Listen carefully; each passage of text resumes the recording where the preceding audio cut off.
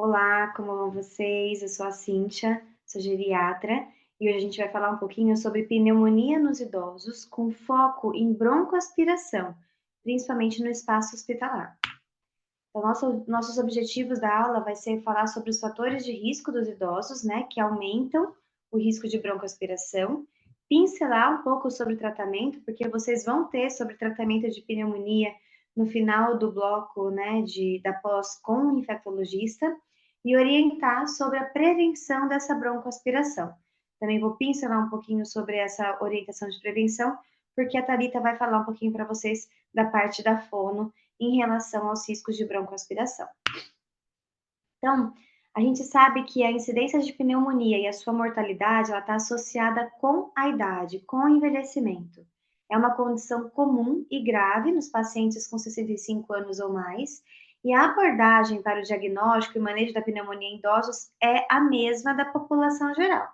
Mas existem algumas condições que são detalhadas para a população idosa.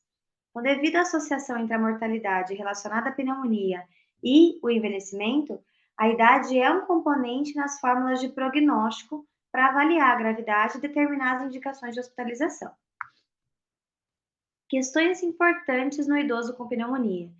Vamos pensar um pouquinho além do CURB 65, né? CURB 65 é um score que a gente avalia quando a gente pega um paciente no pronto-socorro ou na enfermaria para definir se esse paciente que está com uma pneumonia vai ter indicação de internar ou não, né? Então, ele tem confusão mental, a ureia dele é maior do que 50, a frequência respiratória está maior do que 30, ele está hipotenso, a idade dele é maior do que 65 anos.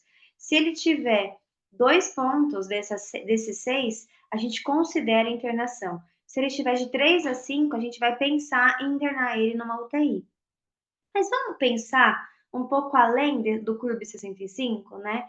Internar ou não internar um idoso? Será que a gente vai se basear só, única e exclusivamente pela clínica dele, de ureia, pressão, idade? A gente tem que pensar no suporte social. Esse idoso consegue ter um suporte para alguém dar essa medicação para ele, fazer as medicações de melhora de tosse, inalação, xarope, né? Ele tem capacidade de tomar remédios por via oral ou ele tem uma dificuldade de deglutição, né? Qual que é a condição de vida desse idoso? Ele anda? Ele é independente? Ele mora numa casa muito suja? Ele tem muitos bichos, né? Existem problemas psiquiátricos subjacentes? Existe algum comprometimento cognitivo nesse idoso? Existe algum comprometimento funcional? Então, são avaliações como um todo que a gente acaba tendo que fazer na hora de decidir internar ou não um idoso com pneumonia. E quais são os micro-organismos mais prevalentes? A principal microbiologia da pneumonia em adultos mais velhos difere um pouco dos adultos jovens.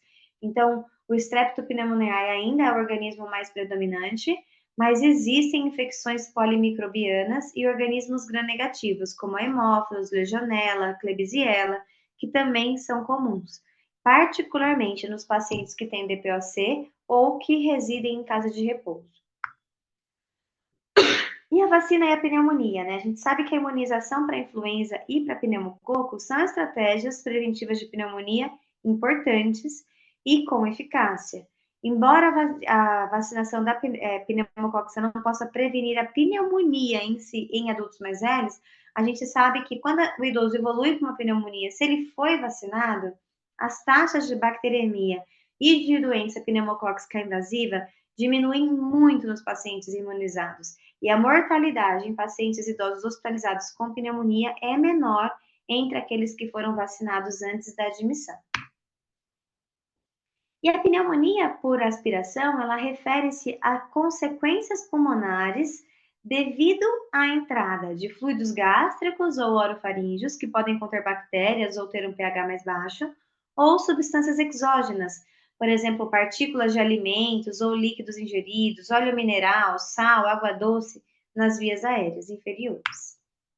E aqui, o UpToDate traz várias terminologias em relação à pneumonia. E a gente vai falar justamente da pneumonia por broncoaspiração, que é quando você tem a inoculação, né, de uma grande amostra de bactérias no pulmão por componentes orogástricos, né? Seja saliva, seja vômito, seja medicamento, seja é, é mais isso, né? Saliva, medicamento e alimento. Então, ela vai ocorrer. O que acontece com a pneumonia de broncoaspiração? Ela ocorre devido ao comprometimento das defesas de depuração. Então, diminui a nossa parte sensorial, tem um atraso no fechamento da glote ou tem uma redução no reflexo da tosse, né? E ela pode ocorrer por três mecanismos: uma pneumonite química, que é uma reação inflamatória nas vias aéreas inferiores, uma infecção bacteriana, que é uma infecção ativa causada pela inoculação de grandes quantidades de bactérias nos pulmões, ou por obstrução das vias aéreas, que é a aspiração de material particulado ou de líquidos, né, que obstruem a via aérea e desencadeia um fechamento reflexo das vias aéreas. E os idosos são as pessoas que mais correm risco de pneumonia por aspiração.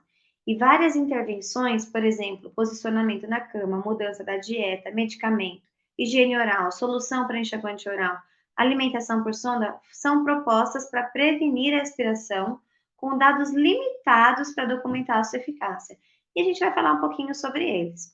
A descontinuação dos inibidores de bomba também tem sido colocado como uma estratégia preventiva. Quem tem maior risco de pneumonia paraspirativa?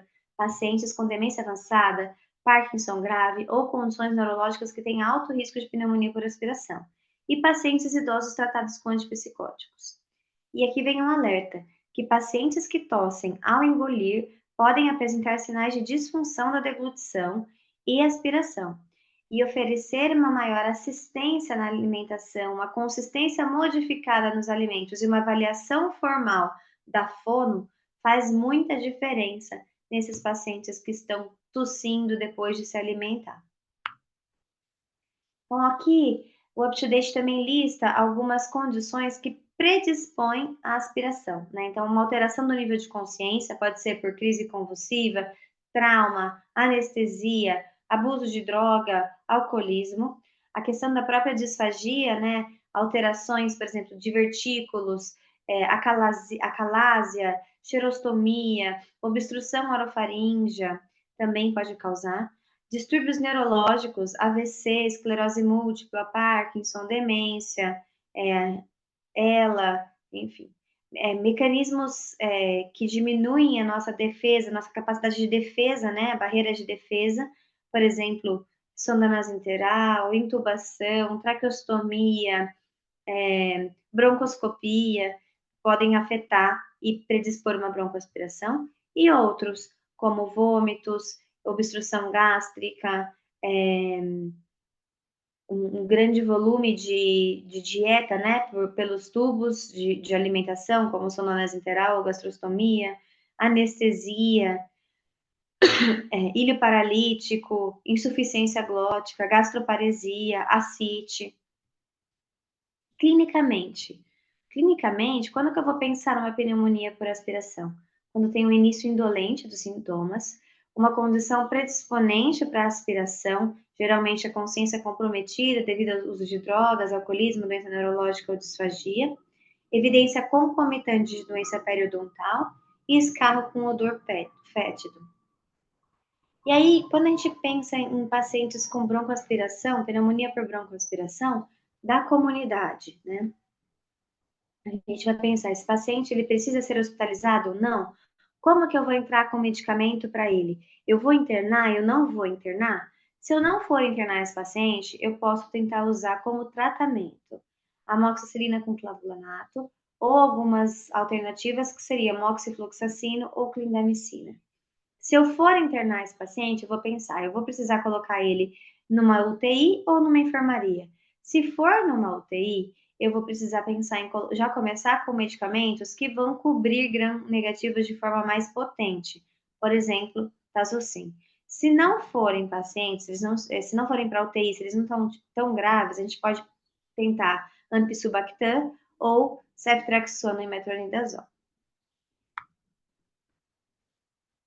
E quando a pneumonia ela é adquirida dentro do hospital, o esquema vai ser muito parecido com aquele primeiro do paciente grave, praticamente cefepime ou tazocin, que seria a grande cobertura aí para esses pacientes dentro do hospital que adquirem uma pneumonia por aspiração. E se a gente for pensar em prevenir uma pneumonia aspirativa, se a gente fosse resumir o tema, né? Vamos prevenir pneumonia aspirativa. Elevar a cabeceira da cama, minimizar a sedação, drenar secreções subglóticas em pacientes ventilados, manter a pressão do balonete da via aérea do tubo entre 20 e 30 e aplicar uma pressão expiratória final positiva são medidas propostas para minimizar a aspiração. Mas a gente está aqui para aprofundar no tema. Então vamos tentar entender um pouquinho mais como clinicamente nós, como médicos, poderíamos aprofundar na prevenção de pneumonia aspirativa. Então, como que a gente posiciona e aspira a via aérea do paciente? A posição supina, né, ela aumenta o risco, particularmente em pacientes recebendo nutrição enteral. Então, a cama ela deve estar elevada de 30% a 45% todo o tempo, né? E a aspiração das vias aéreas superiores pode diminuir o risco de aspirações de secreção. E aqui, eu deixo um tubo, né, que no Brasil não existe com tanta frequência, mas que em alguns hospitais tem, que você tem um lugar para fazer a aspiração dessa secreção que fica um pouquinho em cima do balonete, né? E aí você consegue aspirar ela e diminui o risco de broncoaspiração dessa secreção. A higiene oral, né, ela pode reduzir a incidência de pneumonia, porque ela diminui a colonização do trato respiratório superior. E aí a higiene oral hoje tem sido determinada com pasta de dente, escova e limpeza oral, né? A gente sabia que antes se recomendava muito a clorexidina, mas hoje se tem se recomendado escovação sem clorexidina devido à falta de evidência clara que ela reduz infecções pulmonares e houve alguns trabalhos que mostraram um aumento da mortalidade. Alimentação enteral. Sondas de gastrostomia percutânea ou sonda nasogástrica são eficientes para fornecer nutrição e medicamentos orais em pacientes com disfagia, mas não demonstraram reduzir a incidência de pneumonia por aspiração em comparação com a alimentação oral. Sondas pós-pilóricas, por exemplo, nasoduodenal ou jejunal, podem reduzir esse risco de aspiração em comparação às sondas nasogástricas. Os probióticos. O que são os probióticos? São definidos como micro-organismos vivos de origem humana, né, que são capazes de tolerar um ambiente gastrointestinal hostil, de forma que persistem no trato alimentar inferior para conferir um benefício à saúde do hospedeiro. Existem alguns resultados disponíveis aí em relação ao uso de probiótico e eficácia de prevenção de PAV, né? Mas as evidências não são suficientes para a gente tirar uma conclusão de uso desses probióticos, né? Então, nesse momento, não se é indicado o uso. E aí é que eu coloco, né, uma meta-análise de mais ou menos 13 estudos randomizados que compararam o probiótico com o controle, né? E aí nessa meta-análise eles colocaram que houve uma redução da incidência de PAV, mas quando a meta-análise se limitou a 6 estudos duplos cegos, a redução da incidência não alcançou evidência significativa, né? E aí teve um outro estudo controlado, randomizado, multicêntrico, né, subsequente de 2.600 pacientes de UTI, que receberam probióticos 2 vezes por dia versus o placebo, e a gente encontrou uma incidência semelhante de PAV nos dois grupos, né? E 12 pacientes do grupo do probiótico ainda tiveram eventos adversos secundários à cepa, que elas foram encontradas em lugares estéreis do corpo, né? Então, talvez não seja tão inócuo assim. E uma meta-análise atualizada que incluiu este estudo e focou em estudos de baixo risco, né, de viés, também não relatou associação entre probióticos e PAV. E medidas xerostômicas. A gente sabe que a maior parte das broncospneumonias aspirativas, elas são da própria saliva, né? Então, se eu tenho muita produção da saliva, meu corpo não está conseguindo engolir essa saliva de forma adequada, eu preciso diminuir um pouquinho essa saliva. Como que eu posso atuar na hipersecretividade? Com a atropina sublingual, é um colírio, né, que a gente pinga as gotinhas embaixo da língua. Quando a gente tem a disponibilidade, a propantelina, é um gel que a gente pode mandar manipular, ele vem em saquinhos individuais e você passa atrás da orelha. o efeito colateral dele pode ser dissecar, pode ser não, né? É dissecar a secreção e de diminuir a salivação. O benefício dele em relação à atropina é que ele não interfere na frequência cardíaca, né? E ele tem uma potência um pouquinho maior do que a atropina em relação a diminuir a secreção. E o Buscopan, né? Que pela sua ação anticolinérgica, ele faz essa questão de secar a secreção.